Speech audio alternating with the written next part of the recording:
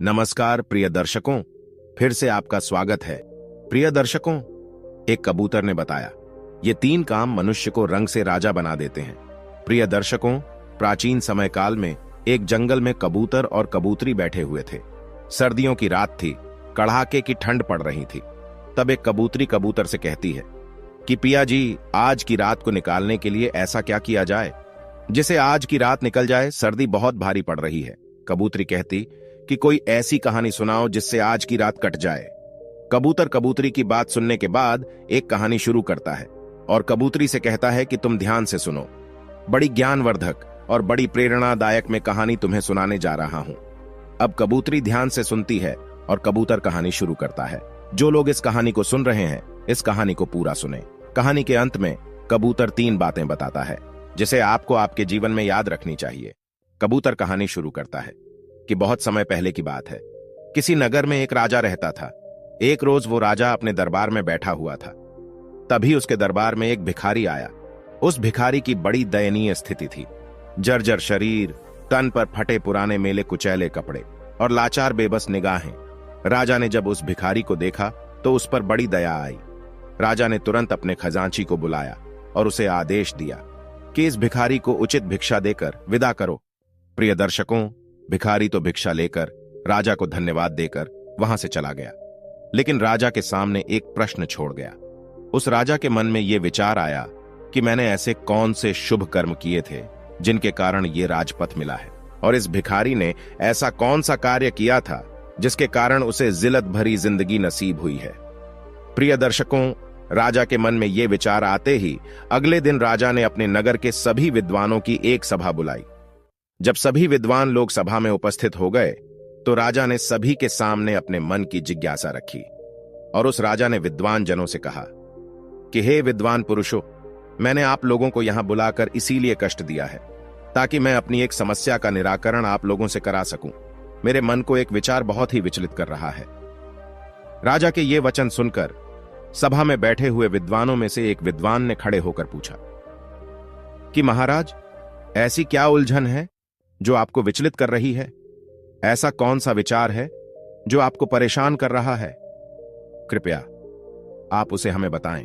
राजा बोला, विद्वानों, मैंने ये सभा इसलिए बुलाई है ताकि मैं ये जान सकूं कि किन शुभ कार्यों से मुझे ये राजपथ मिला है, या तुम में से कोई इस बात को मुझे बता देगा तो मैं उसे मालामाल कर दूंगा, और ना बताने की स्थिति में मैं उसको गधे पर बैठाकर मुख पर कालिक पोत कर उसे बेइज्जत करके राज दरबार से बाहर निकलवा दूंगा। प्रिय दर्शकों, राजा की इन बातों को सुनकर सभा में बैठे सभी विद्वान सकते में आ गए। वह भी सोचने लगे कि राजा को यह बात बताने से बेहतर तो यही है कि हम लोग खामोश रहे या फिर उससे कुछ दिन की मोहलत मांगकर चुपचाप यहां से खिसक लें। कहीं राजा को हमने बताया और राजा हमारी बातों से संतुष्ट नहीं हुआ तो मुफ्त में ही हमारी बहुत बड़ी बेइज्जती हो जाएगी। प्रिय दर्शकों, ये विचार कर सभी विद्वानों ने आपस में सलाह मिलाई और सलाह मिलाकर सभी विद्वानों ने राजा से कहा कि महाराज, हम आपकी इस प्रश्न का उत्तर तो दे देंगे कि किस पुण्यक्रम के कारण आपको राजपथ नसीब हुआ है, लेकिन उसके लिए आपको हमें कुछ दिन की मोहलत देनी होगी। आप हमें 6 माह की मोहलत दे दो। 6 महीने के बाद हम आपके सामने ये राज बता देंगे कि किस पुण्यक्रम के कारण आपको ये राजपथ नसीब हुआ है। राजा ने कहा, ठीक है, हम तुम्हें 6 महीने की मोहलत देते हैं, लेकिन ध्यान रहे 6 महीने के बाद तुम्हें हर हालत में मेरे प्रश्न का उत्तर देना होगा। सभी विद्वानों ने राजा को आश्वासन दिया और राजा से कहा कि महाराज, आप बिल्कुल भी चिंता ना करें, 6 महीने बाद हम आपकी जिज्ञासा का जरूर समाधान कर देंगे। प्रिय दर्शकों, इस प्रकार सभी विद्वान राजा से 6 महीने की मोहलत लेकर राज दरबार से बाहर चले गए। प्रिय दर्शकों, सभी विद्वानों ने राजा से कहने को कह तो दिया, लेकिन इसका उत्तर उन्हें भी मालूम नहीं था। सभी ने बाहर आकर विचार विमर्श किया कि अब इस मुसीबत से कैसे छुटकारा पाया जाए। सभी विद्वान मौन थे, इसका हल किसी को भी मालूम नहीं था। तभी उनमें से एक विद्वान बोला, अरे भाई लोगों, अभी तो हमारे पास में पूरे 6 महीने हैं। 6 महीने आराम से गुजारो, जब समय आएगा तब देखा जाएगा। भविष्य की चिंता करके वर्तमान क्यों बर्बाद करें। सभी ने एक सुर में हाँ मिलाई और सभी विद्वान ये वायदा करके कि आज से 6 महीने बाद में हम सभी लोग नगर के बाहर तालाब पर इकट्ठे होंगे और जिसे भी उत्तर पता चल जाएगा वो एक दूसरे को बता देगा। इस तरह प्रिय दर्शकों, सभी लोग एक दूसरे से वादा करके एक दूसरे से विदा लेकर अपने अपने घर को चले गए और अपने घर के कार्यों में व्यस्त हो गए। दिन गुजरे, महीने गुजरे और गुजरते गुजरते उस समय भी आप पहुंचा जिसके अगले दिन राजा को उसकी सवाल का उत्तर देना था। वादे के अनुसार एक बार फिर से सभी विद्वान नगर के बाहर बने हुए तालाब पर इकट्ठे हुए। सभी ने एक दूसरे से पूछा, क्या कोई उत्तर पता चला क्या? तो सभी का एक ही जवाब था कि हम तो इस प्रश्न का कोई जवाब नहीं ढूंढ पाए। जब सबको यह पता चला कि राजा के प्रश्न का उत्तर किसी के पास में नहीं है, तो ये जानकर सभी चिंतित हो गए और सोचने लगे कि अब क्या किया जाए। प्रिय दर्शकों, जब सभी विद्वान चिंता में डूबे हुए थे, तभी ना जाने कहां से एक वृद्ध ब्राह्मण सन्यासी वहां पहुंचा। जब उसने सभी विद्वानों को चिंता में डूबा देखा, तो उसने विद्वानों से पूछा, क्या बात है भाई, आप सभी लोग चिंता में कैसे बैठे हो? प्रिय दर्शकों, साधु महाराज के पूछने पर विद्वानों ने सारा घटनाक्रम उस महात्मा को बता दिया और कहा कि महात्मा जी, यदि हमने कल राजा को उसके पीछे प्रश्न का उत्तर नहीं दिया, तो राजा हमारा सिर मुड़वाकर गद्दी पर बिठाकर राज्य से बाहर निकलवा देगा। इसी कारण से हम सभी लोग चिंता में बैठे हुए हैं। प्रिय दर्शकों, विद्वानों के मुख से ये वचन सुनकर उस वृद्ध ब्राह्मण ने कहा, हे विद्वानों, अब तुम्हें चिंता करने की कोई आवश्यकता नहीं है, क्योंकि मुझे पता है तुम्हारे नगर के राजा को किस पुण्यक्रम के कारण राजपथ नसीब हुआ है। सभी विद्वानों ने कहा कि सच महात्मा जी, आपको पता है। सन्यासी बोला। बिल्कुल सभी विद्वान उस महात्मा के आगे हाथ जोड़कर बोले, महात्मा जी, यदि ऐसी बात है तो कृपया हमें बताओ ना कि किस पुण्यक्रम के कारण हमारे राजा को राज पर नसीब हुआ है। हम वादा करते हैं, हमें जो भी उपहार उस राजा से मिलेगा उसमें से ज्यादा हम आपको दे देंगे। वृद्ध ब्राह्मण बोला, हे विद्वानों, मुझे आपसे कोई उपहार नहीं चाहिए। आप तो सिर्फ मुझे राजा के पास ले चलो, मैं स्वयं उसकी बात का उत्तर तुम्हारे राजा को दे दूंगा। मित्रों, उस वृद्ध ब्राह्मण की इन बातों को सुनकर सभी विद्वानों के चेहरे खिल गए। सभी विद्वान उस वृद्ध ब्राह्मण को लेकर राजा के दरबार में जा पहुंचे। उन्होंने उस वृद्ध ब्राह्मण का राजा से परिचय कराया और कहा कि राजन, ये वृद्ध ब्राह्मण आपके प्रश्न का जवाब दे देंगे। राजा ने कहा, कोई बात नहीं, मुझे तो मेरे प्रश्न का उत्तर चाहिए, चाहे आप दें या यह महात्मा जी दें। बताओ ब्राह्मण देवता, मुझे किस पुण्य क्रम के कारण यह राजपथ मिला है? प्रिय दर्शकों, राजा के वचन सुनकर वो ब्राह्मण देवता बोला कि महाराज, ये तुम सचमुच में ही ये जानना चाहते हो कि तुम्हें ही क्यों ये राजपथ मिला है? तो महाराज, इन बेचारे विद्वानों को सताने से कोई फायदा नहीं है। तुम्हारे प्रश्न का उत्तर तो सिर्फ एक व्यक्ति ही दे सकता है। राजा ने आतुर सुर में पूछा कि कौन बता सकता है? तो वृद्ध ब्राह्मण बोला कि महाराज, यहां से 100 कोस दूर उत्तर दिशा में एक वन में एक वृद्ध महात्मा तपस्या कर रहे हैं। वो महात्मा राख खाते हैं, राख के अतिरिक्त कुछ भी नहीं खाते हैं और राख का ही मल त्याग करते हैं। वे महान दूरदृष्टा है, वही तुम्हारे प्रश्न का उत्तर दे सकते हैं। प्रिय दर्शकों, ये सुनकर उस राजा ने वृद्ध ब्राह्मण की बात पर विश्वास किया और अपना राजपाट अपने मंत्रियों के हवाले करके उस वृद्ध ब्राह्मण के बताए अनुसार उस महात्मा की खोज में चल दिए, जो महात्मा राख खाते थे और राख का ही मल त्याग करते थे। कई दिनों के सफर के बाद में वो राजा अंतत उस जगह पर जा पहुंचा जिस वन में वो महात्मा जी तपस्या कर रहे थे। राजा ने हाथ जोड़कर महात्मा जी की एक परिक्रमा लगाई और महात्मा जी के सामने राजा हाथ जोड़कर खड़ा हो गया। 2 घंटे बाद महात्मा की समाधि टूटी। उसने जब राजा को अपने सामने हाथ जोड़े हुए खड़ा हुआ पाया, तो उस महात्मा ने पूछा कि भाई, तुम कौन हो? दिखने में तो तुम राजा के जैसे लग रहे हो, फिर तुम इस निर्जन वन में क्या कर रहे हो? प्रिय दर्शकों, राजा ने उस महात्मा को अपना परिचय दिया और अपने वहां आने का कारण बताया।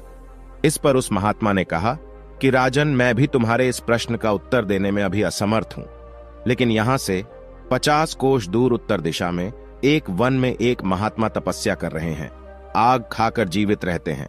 तुम उनके पास चले जाओ, वो तुम्हारे प्रश्न का उत्तर जरूर दे देंगी।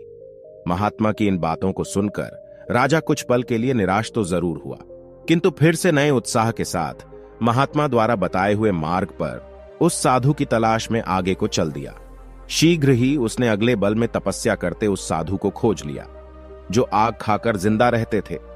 वो साधु महात्मा भी समाधि अवस्था में बैठे हुए तपस्या कर रहे थे। कुछ देर बाद जब उन महात्मा की समाधि टूटी, तो उन्होंने अपने सामने राजा को आदरपूर्ण मुद्रा में खड़ा हुआ पाया। जब महात्मा ने राजा से अपने पास में आने का कारण पूछा तो राजा ने बता दिया कि वो किस लिए उनके पास में आया है। प्रिय दर्शकों, राजा सुनकर साधु ने कहा, सुनो राजन, ये सच है कि मैं बहुत दिनों से तपस्या कर रहा हूं, किंतु अनेक बातें ऐसी हैं जिनका रहस्य मुझे भी पता नहीं है। तुम जिस प्रश्न के लिए मेरे पास में आए हो, तुम्हारा प्रश्न भी कुछ ऐसा ही है। मैं इसका भी उत्तर बताने में असमर्थ हूं। प्रिय दर्शकों, जब वो राजा उन साधु महाराज के इन वचनों को सुनता है तो निराश हो जाता है। राजा उन महात्मा जी से कहता है कि हे प्रभु, तब तो मेरा इतनी दूर आना व्यर्थ ही गया। मैं तो बढ़िया आशा लेकर आपके पास में आया था कि आप मेरी समस्या का अवश्य निराकरण कर देंगे। प्रिय दर्शकों, जब वो साधु महाराज राजा को बहुत उदास देखते हैं तो कहते हैं कि हे राजन, निराश मत हो, मुझे आपके प्रश्न का उत्तर पता नहीं है, लेकिन मैं उस व्यक्ति को भली भांति जानता हूं जिसके पास में तुम्हारे सभी सवालों के उत्तर है। राजा ने कहा, ठीक है महाराज, आप उनका ही पता बता दीजिए। इतनी दूर आया हूं तो मैं उनसे भी मिल लेता हूं। महात्मा जी बोले, सुनो राजन, यहां से 50 मील जब तुम आगे जाओगे तो तुम्हें एक नीलगढ़ नाम का शहर पड़ेगा। उस शहर में एक रामू नाम का जाना माना वैश्य रहता है। उस वैश्य की पत्नी इस समय गर्भवती है और अब से 2 दिन बाद उस वैश्य की पत्नी के गर्भ से एक पुत्र जन्म लेगा। उस वैश्य के घर में पुत्र तो जन्म लेगा, लेकिन कुछ घंटे जीवित रहने के बाद उसकी मृत्यु हो जाएगी। जब उसकी मृत्यु हो जाएगी तो वैश्य श्मशान की मिट्टी में अपने पुत्र को दफन करेगा। जब वैश्य अपने पुत्र को दफन करके वापस लौट जाए तो तुम उस मृत बच्चे की देह को जमीन से बाहर निकाल लेना और उस मृत बच्चे के सामने तुम अपना प्रश्न रखना। तुम्हें तुम्हारे प्रश्न का उत्तर मिल जाएगा। राजा ने साधु का धन्यवाद किया और साधु से विदा लेकर राजा आगे को बढ़ गया। चलते चलते राजा साधु की बताए हुए शहर नीलनगर में पहुंच गया और वैश्य का घर तलाश करके उसके घर के समीप ही एक चबूतरे पर बैठ गया। कुछ ही देर में वैश्य अपने घर से बाहर निकला। अजनबी व्यक्ति को बाहर बैठा हुआ देखकर उस वैश्य ने राजा से पूछा कि मित्र, कौन हो तुम और यहां बैठे किसकी प्रतीक्षा कर रहे हो? राजा बोला, मुझे प्रतीक्षा है तुम्हारे घर में आने वाले उस नन्हे से मेहमान की, जो शीघ्र ही तुम्हारी पत्नी के गर्भ से जन्म लेने वाला है। वैश्य अजनबी के मुख से जब इन बातों को सुनता है तो उसे बड़ा ही आश्चर्य होता है। राजा की इन बातों को सुनकर वैश्य राजा से पूछता है कि आपको कैसे पता चला कि मेरी पत्नी गर्भवती है? राजा ने कहा, इसमें आश्चर्य करने की कोई बात नहीं है। मुझे ये बात एक महात्मा ने बताई है और उसने ये भी कहा है कि तुम्हारी पत्नी की गर्भ से जो शिशु जन्म लेगा वह लड़का होगा। लेकिन शब्द सुनकर वैश्य बोला, लेकिन क्या भाई, तुमने अपनी बात अधूरी क्यों छोड़ दी? बच्चा स्वस्थ तो पैदा होगा? राजा ने कहा, हां भाई, खूब स्वस्थ पैदा होगा, लेकिन सिर्फ कुछ ही घंटे वो जीवित रह पाएगा, बाद में उसकी मृत्यु हो जाएगी। वैश्य भयभीत स्वर में बोला, अरे भाई, शुभ शुभ बोलो। इस अधेड़ आयु में तो मेरे यहां पुत्र रतन पैदा होगा, और अगर वो पैदा होने के बाद मर गया तो ये मेरे लिए किसी सदमे से कम ना होगा। राजा ने कहा, भाई, जो सत्य है वो मैंने तुम्हें बता दिया। प्रिय दर्शकों, जब वो वैश्य अजनबी के मुख से इन बातों को सुनता है तो अपने पुत्र को बचाने की खातिर कई वैद्य हकीमों को बुला लेता है। लेकिन प्रिय दर्शकों, विधाता की लिखी को कौन मिटा सकता है? होता वही है जो मंजूरी खुदा होता है। प्रिय दर्शकों, उस वैश्य ने अपने पुत्र को बचाने का भरसक प्रयास किया, लेकिन उसकी कोई युक्ति काम नहीं आई। महात्मा के बताए अनुसार वैश्य की पत्नी की कोख से एक पुत्र ने जन्म लिया। खूब खुशियां मनाई गई, लेकिन 4 घंटे बाद ही बच्चे की सांस उखड़ने लगी। सभी वैद्य हकीमों ने बच्चे को बचाने की खूब जतन किए, लेकिन उनका कोई प्रयास सफल नहीं हुआ और वो बच्चा 4 घंटे की आयु जीकर शांत हो गया, यानी उसकी मृत्यु हो गई। जिस घर में कुछ देर पहले तक खुशी की सहनाइयां बज रही थी, खुशी का माहौल था। बच्चे के प्राण त्यागते ही एकदम से मातम सा छा गया। वैश्य के घर में हाहाकार मच गया। छाती पर पत्थर रखकर अपना कर्तव्य पूरा किया। उसने अपने बच्चे की सबको कपड़े में लपेटा और श्मशान के लिए चल दिया। शमशान पहुंचकर वैश्य ने एक गड्ढा खोदा और उस गड्ढे में अपने कलेजे के टुकड़े को दफन कर दिया। मिट्टी डालने के बाद जब वो वैश्य नम आंखों से अपने घर को लौटने लगता है, वैसे ही ताक में बैठा हुआ राजा उस स्थान पर पहुंचता है, क्योंकि उस महात्मा ने कहा था कि जैसे ही वहां से अपने घर को लौटे तो तुम्हें वो बच्चा जमीन से बाहर निकाल लेना है। यह तुमने थोड़ा भी विलंब कर दिया। फिर तुम्हारे प्रश्न का उत्तर नहीं मिल पाएगा। इसीलिए राजा वैश्य के जाते ही उस स्थान पर आता है और गड्ढे की मिट्टी हटाकर बच्चे को बाहर निकाल लेता है। प्रिय दर्शकों, जैसे ही वो राजा बच्चे को कपड़े से अलग करता है तो उसके आश्चर्य की सीमा नहीं रहती है। होता यह है कि वो मरा हुआ बच्चा फिर से जीवित हो जाता है और राजा से कहता है, क्या हुआ भाई, तुमने मेरी चिर निद्रा में क्यों विघ्न पैदा किया है? बच्चे की इन बातों को सुनकर राजा अपना प्रश्न उस बच्चे को बताता है और कहता है कि मैं अपने प्रश्न के उत्तर के लिए तुम्हारे पास में आया हूं। एक तुम ही हो जो मेरी शंका का समाधान कर सकते हो। राजा ने जब उसको अपनी समस्या बताई तो वह बालक बोला कि भाई सुनो, जिस कारण से या जिस क्रम से तुम्हें यह राजपथ नसीब हुआ है वो एक लंबी कहानी है। यदि तुम ये जानना ही चाहते हो तो मैं वो कहानी तुम्हें संक्षेप में सुनाता हूं। भाई, इस जन्म में तुम राजा हो। इस जन्म से पहले यानी पूर्व जन्म में तुम मेरे माजाई भाई थे। राजा आश्चर्य से बोला कि मैं तुम्हारा भाई था? तो बालक बोला, हां राजन, पूर्व जन्म में हम 4 भाई थे। तब हम एक आश्रम में रहकर विद्या अध्ययन किया करते थे। पहले के समय में एक विद्यार्थी का जीवन एक सन्यासी की तरह होता था। ब्रह्मचर्य का पालन करना, भिक्षा मांगकर भोजन करना और भी कई नियम थे जो एक विद्यार्थी को पालन करने होते थे। उन्हीं नियमों का पालन करते हुए हम 4 भाई एक साथ एक आश्रम में विद्या अध्ययन कर रहे थे। हम 4 भाई आश्रम के नजदीक नगर में भिक्षा मांगने जाया करते थे और जो कुछ भी भिक्षा हम 4 भाइयों को प्राप्त होती थी उसे हम 4 भाई मिलजुल कर बांट कर खा लिया करते थे। इस तरह से हम 4 भाई आश्रम में रहकर विद्या अध्ययन कर रहे थे और ये क्रम कई बरसों तक ऐसे ही चलता रहा। किंतु एक दिन हम लोगों से एक बहुत बड़ी गलती हो गई। राजा ने उत्सुकतावश पूछा, कैसी गलती? तो बालक बोला कि राजन, बीच में मत बोलो, बस तुम मेरी बातों को सुनते रहो, क्योंकि मेरे पास बहुत ही कम समय बचा हुआ है। यदि वो निकल गया तो तुम्हारा उत्तर भी अधूरा रह जाएगा। राजा बालक की जब इन बातों को सुनता है तो एकदम से चुप हो जाता है। बच्चा आगे कहानी बताते हुए कहता है कि हे राजन, एक दिन रोज की तरह हम 4 भाई भिक्षा मांगने के लिए निकले। कई लोग घरों पर जाकर हमने भिक्षा के लिए आवाज लगाई, लेकिन किसी भी दरवाजे से हमें अन्न का एक दाना नसीब नहीं हुआ। उस दिन हम 4 भाई खाली हाथ ही आश्रम लौट आए, क्योंकि हम 4 भाइयों में से किसी को भी भिक्षा नहीं मिली थी। इस कारण हमने वो रात खाली पेट ही गुजारी। दूसरे दिन भी हम 4 भाइयों के साथ कुछ ऐसा ही हुआ। उस दिन भी हमें अन्न का एक दाना नहीं मिला और तीसरा दिन भी हम लोगों ने भूखे रहकर ही गुजारा। किसी भी गृहस्थ ने हमें भिक्षा नहीं दी, उल्टा हमें यह कहकर दुत्कार दिया, इतने हट्टे कट्टे होकर भी भिक्षा मांगते हो, तुम्हें भिक्षा मांगते हुए शर्म नहीं आती? उस गृहस्थ के अपमान भरे शब्द सुनकर हम तीनों भाइयों के सर शर्म से नीचे झुक गए। लज्जा के मारे हम तीनों भाई उस दिन से भिक्षा मांगने भी नहीं गए। लेकिन तुझे यह बात स्वीकार नहीं थी। तुमने कहा कि एक ब्रह्मचारी को लज्जा कैसी?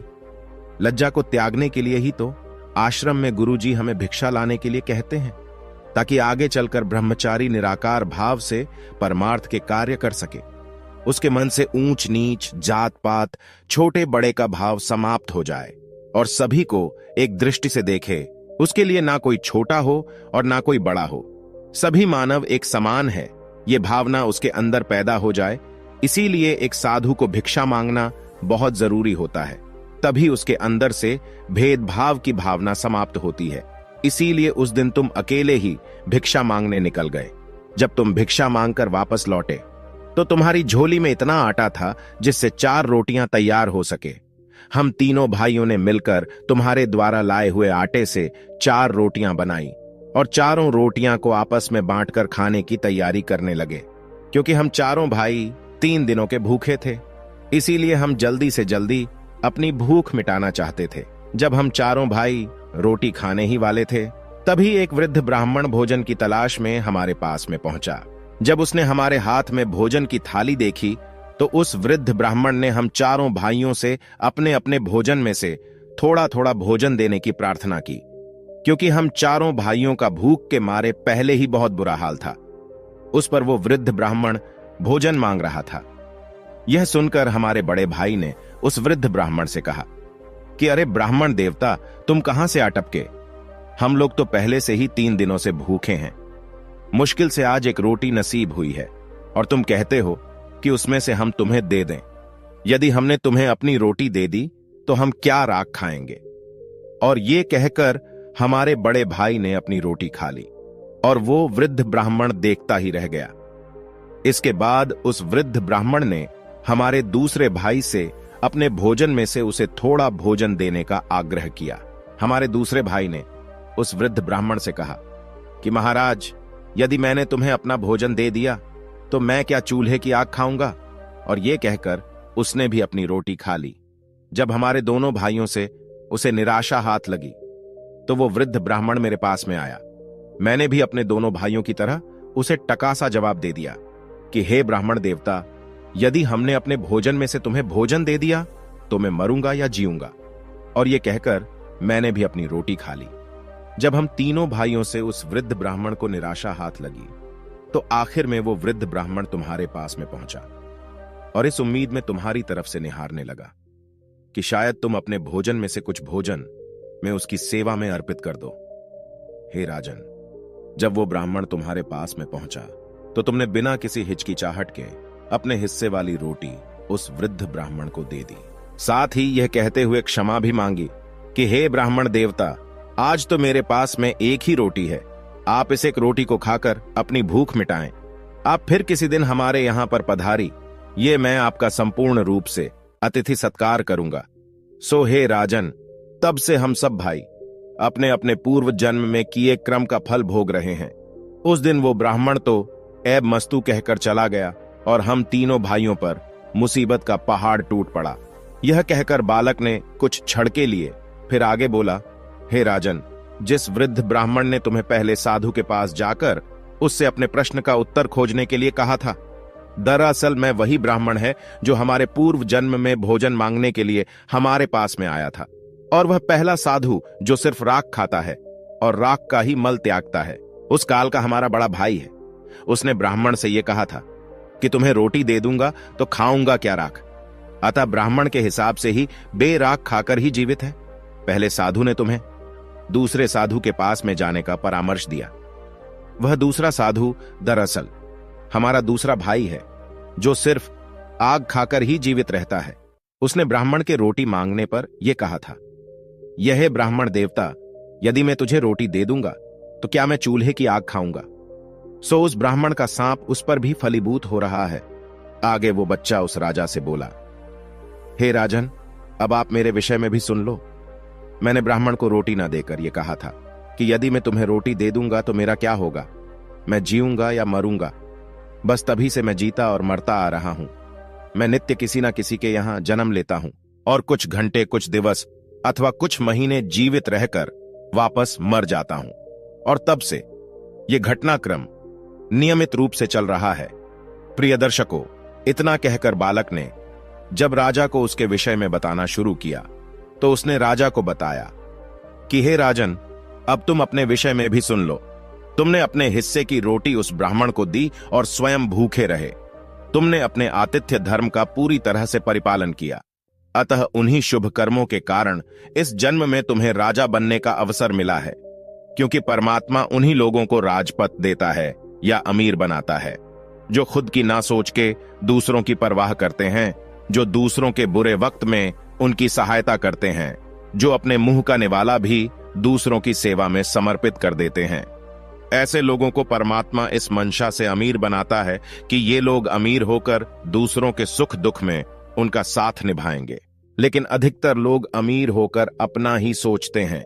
वो ये भूल जाते हैं कि यह अमीरी हमें हमारे पिछले जन्म के पुण्य फलों के कारण प्राप्त हुई है और परमात्मा ने हमें दूसरों की सहायता के लिए अमीर बनाया है। यदि हम पुण्य कर्म करेंगे, लोगों की सहायता करेंगे, तो इस जन्म में तो हमें परमात्मा ने अमीर बनाया है, अगला जन्म भी हमारा अमीरी में ही बीतेगा। इसलिए राजन, तुम्हारे लिए अच्छा यही होगा कि तुम अपनी प्रजा की गरीब, असहाय लोगों की और जरूरतमंद लोगों की भरपूर मदद करो, परोपकार के कार्य करो, ताकि तुम्हारा आगामी जीवन भी सुखमय बन सके। प्रिय दर्शकों, इतना कहकर बालक एकदम से चुप हो गया। उसकी आंखें बंद हो गईं, उसकी गर्दन एक और लुढ़क गई। राजा समझ गया कि यह बच्चा सिर्फ इतनी देर के लिए ही जीवित हुआ था। अतः राजा ने बड़ी सावधानी के साथ में उस बालक की सबको कपड़े में लपेटा और बड़े ही सम्मान के साथ उस बच्चे के शव को जमीन में दबा दिया। और जमीन में दबा देने के बाद राजा अपने नगर को वापस लौट गया, क्योंकि अब राजा को भी यह पता चल चुका था कि उसे इस कारण से यह राजपद नसीब हुआ है। तो प्रिय दर्शकों, ये थी आज की कहानी। आशा है इस कहानी से आपको भी पता चल गया होगा कि किस कर्म के कारण मनुष्य रंग से राजा बन जाता है और किस कर्म के कारण मनुष्य को जिल्लत भरा जीवन भुगतना पड़ता है। यदि आप भी अपना कल अच्छा चाहते हैं तो कृपया गरीब असहाय लोगों की मदद करें, जरूरतमंद लोगों की सहायता करें, माता पिता का आदर करें और ईश्वर का भजन करें, क्योंकि हमारा कल का किया हुआ कर्म ही भविष्य में हमारा भाग्य बन जाता है। जो अच्छा कर्म करते हैं वह सुख पाते हैं और जो बुरा कर्म करते हैं वह दुख पाते हैं। प्रिय दर्शकों, यहां हमारी आज की कहानी समाप्त होती है। हम उम्मीद करते हैं कि आपको हमारी आज की ये कहानी, आज का ये वीडियो पसंद आया होगा और आप इससे ढेर सारी प्रेरणा लेंगे। मिलते हैं आने वाली अगली ज्ञान चर्चा के साथ अगले वीडियो में। तब तक के लिए नमस्कार, धन्यवाद।